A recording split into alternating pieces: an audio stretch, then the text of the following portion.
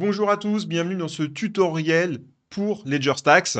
Petit ledger, mais beaucoup de fonctionnalités à connaître, pas mal de subtilités, c'est l'objet de cette vidéo. J'ai donc décidé de faire cette vidéo aussi bien pour les plus débutants que pour les plus confirmés, de A à Z. On débutera de la première étape tout simplement pour l'allumer, jusqu'à la dernière étape qui sera de stacker ses crypto-monnaies sur Ledger. On passera donc en revue comment l'allumer, comment définir un code PIN, comment enregistrer la clé secrète de 24 mots, comment installer le logiciel Ledger Live.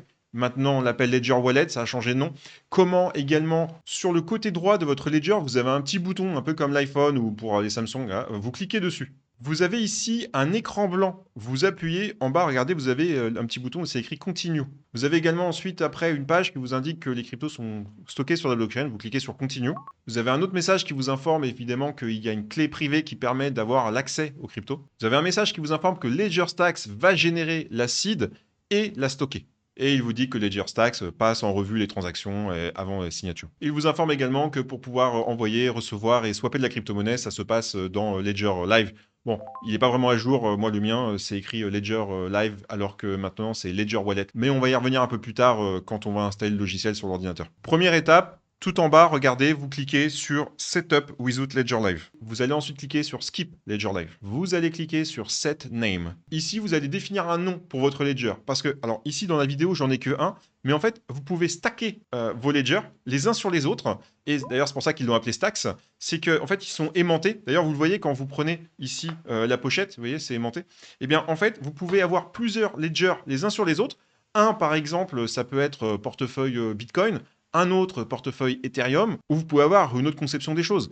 Par exemple, crypto court terme, crypto long terme, crypto mon fils, crypto ma fille, crypto ma femme, vous avez compris l'idée. Et du coup, vous pouvez tous les empiler, et ensuite sur le champ ici, vous verrez le nom de votre ledger, et ça permet visuellement de rapidement voir en fait ce qui se passe. Parce que c'est une technologie qui fait que même quand il est éteint, l'écran en veille permet encore d'afficher l'information sans consommer de batterie. C'est une technologie très intéressante. D'ailleurs, on voit ça sur les iPhones quand on est, vous savez, en mode nuit, choses comme ça. L'écran n'est pas totalement noir, on voit encore l'horloge, etc. Sans que ça prenne de batterie. C'est la même technologie qui est derrière. Donc moi, j'ai décidé d'appeler mon ledger, tout simplement, et je clique sur Confirm Name.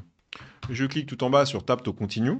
On arrive à l'étape du code PIN. Il va falloir setup un code PIN entre 4 et 8 chiffres. Vous appuyez donc sur Continue pour passer à l'étape suivante. Et il nous informe ici qu'une fois que le code PIN sera installé et initialisé, si vous vous trompez 3 fois de code PIN, le Ledger Stack sera réinitialisé. C'est une sécurité pour qu'une personne n'essaye pas d'utiliser tous les mots de passe possibles du monde. C'est pour ça qu'il est très important de sécuriser les 24 mots qui seront ultérieurement proposés à l'écran pour justement être capable de réinstaller le Ledger au cas où, notamment que vous perdez ou que vous oubliez votre code PIN. Je clique donc sur Choose My PIN. Je rentre donc entre 4 et 8 chiffres sur le pavé et je valide avec la petite coche en bas à droite. Ensuite, on arrive à un écran qui demande une confirmation du code PIN qu'on vient de saisir précédemment. J'appuie à nouveau sur la coche tout en bas à droite pour valider. On a un petit message de validation. On appuie sur Tap to Continue pour passer à l'étape suivante. Et il nous demande comment on veut setup ce Ledger Stacks.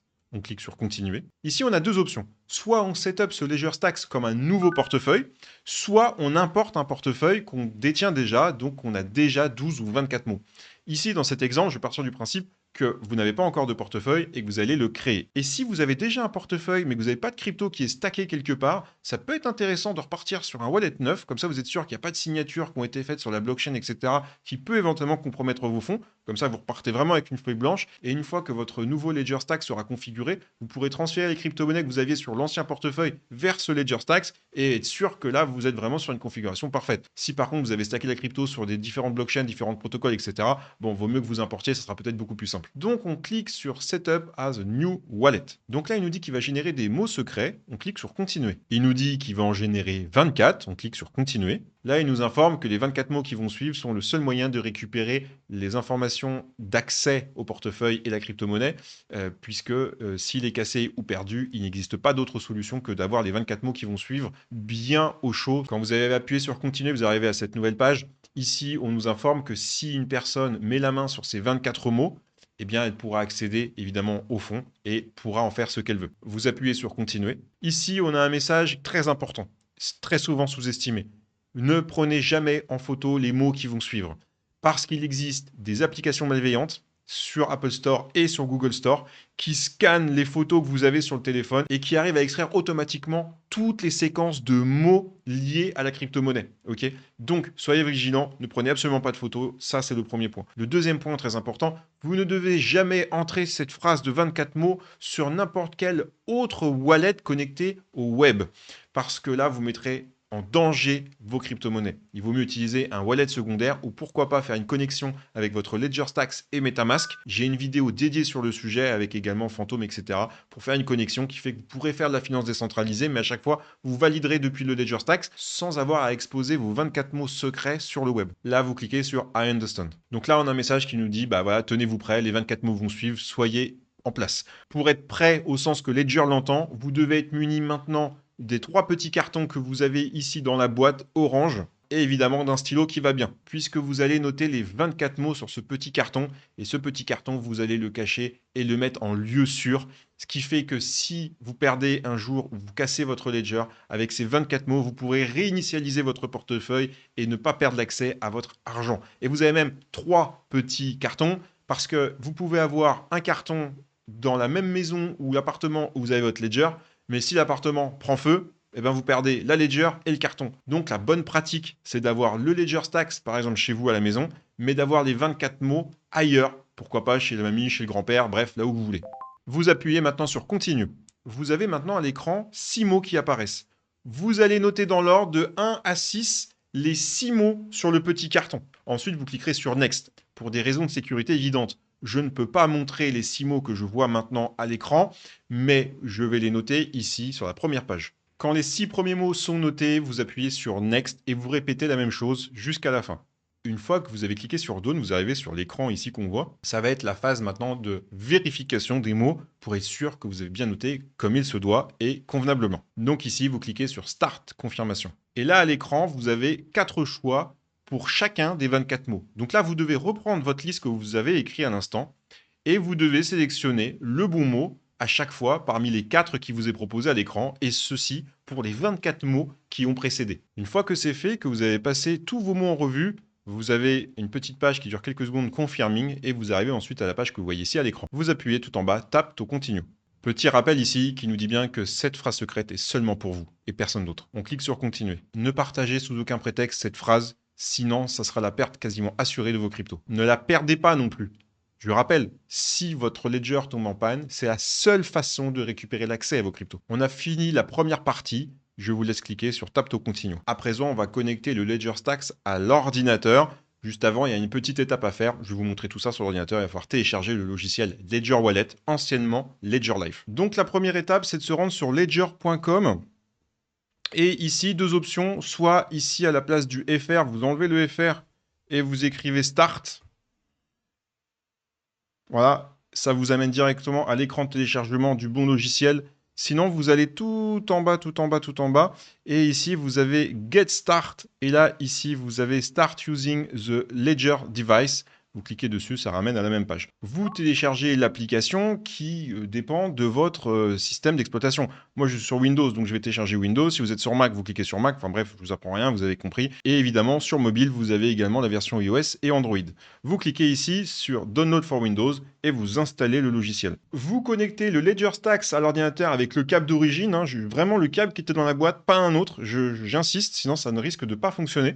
Et vous cliquez ici sur Commencer. Ça, c'est le logiciel de chez Ledger, donc que vous venez d'installer. Donc je clique ici sur Commencer. En bas à droite, vous cliquez sur Tout accepter et vous choisissez le Ledger Stacks, ici tout à gauche. Il nous dit que pour déverrouiller, il faut appuyer sur le côté du Ledger, il y a un petit bouton sur le champ. Cliquez dessus. Ici, il nous demande de rentrer notre code PIN. Donc, on va rentrer le code PIN qu'on a setup précédemment. Et on appuie sur la petite coche tout en bas à droite, confirmer. On a ici un petit pop-up qui nous informe que Ledger Stacks possède ses propres applications.